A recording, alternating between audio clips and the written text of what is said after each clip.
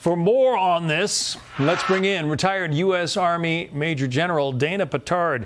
General Pittard, this peace plan that the Secretary says was authored by the United States sounds an awful lot like what Russia has been demanding.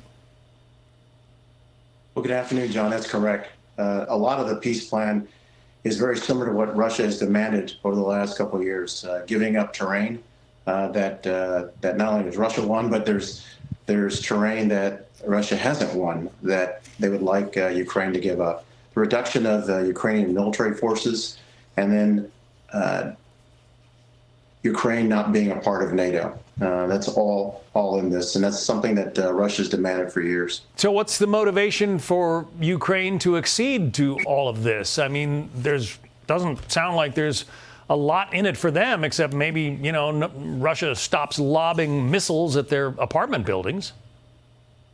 Well, that's why this is really fascinating what Secretary of State Rubio said as far as most progress in 10 months. So something has changed a bit, and maybe it's peacekeeping troops on the ground.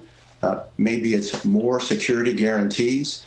Maybe it's not a large cap on or reduction of Ukrainian military. So we'll have to wait and see what that is. But either way, it looks like Ukraine's going to have to give up some terrain. All right. Well, you're a military man. I mean, if Ukraine could stick it out for another 6 months, might things be better? The Russians have been losing soldiers left and right. They've lost ships, a submarine, thousands of tanks.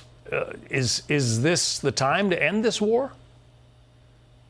Well, it's a war of attrition, certainly. And the Russians have shown that they have more forces.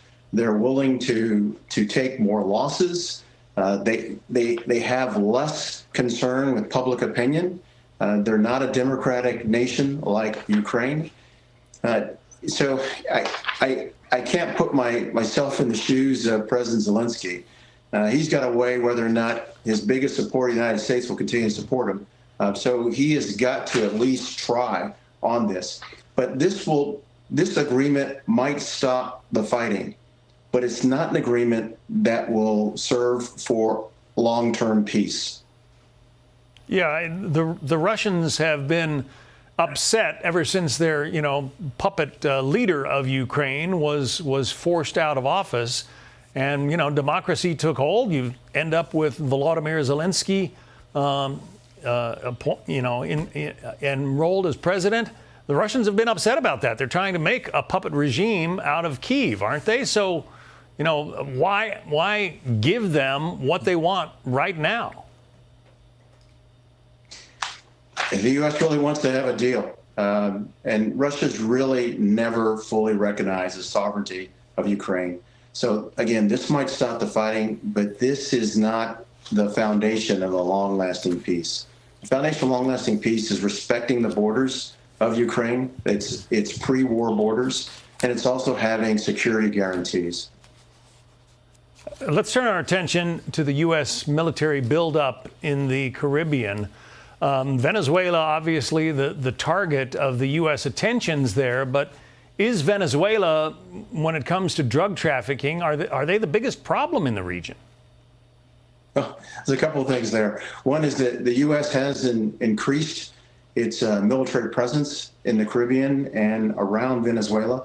In fact, it's the largest U.S. military deployment to the Americas in decades. And there's reasons behind that. One is obviously the U.S. has a problem with President Nicolas Maduro of Venezuela.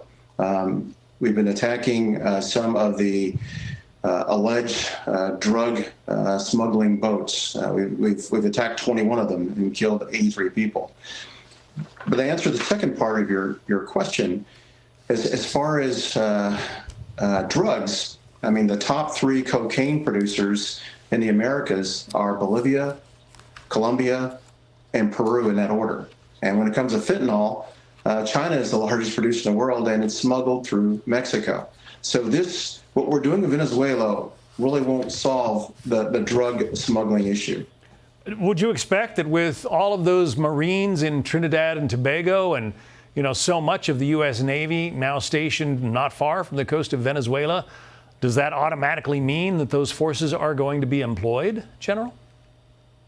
No, it's sending a message, I think, to Venezuela and President Maduro as far as watching what they're doing. Having the USS Gerald R. Ford, a large strike carrier group right there in his front yard is going to be very difficult. So all options apparently are on the table, whether it's covert action, whether it's the eventual overthrow of President Maduro. But right now, I think President Trump wants to send a message to President Maduro. Well, he seems to be getting that message, that's for sure. Pretty hard not to with all those forces off the coast. General Dana Pittard, it's good to talk to you. Thank you. You too, John. Thank you. Hey, Sean Hannity here. Hey, click here to subscribe to Fox News YouTube page and catch our hottest interviews and most compelling analysis. You will not get it anywhere else.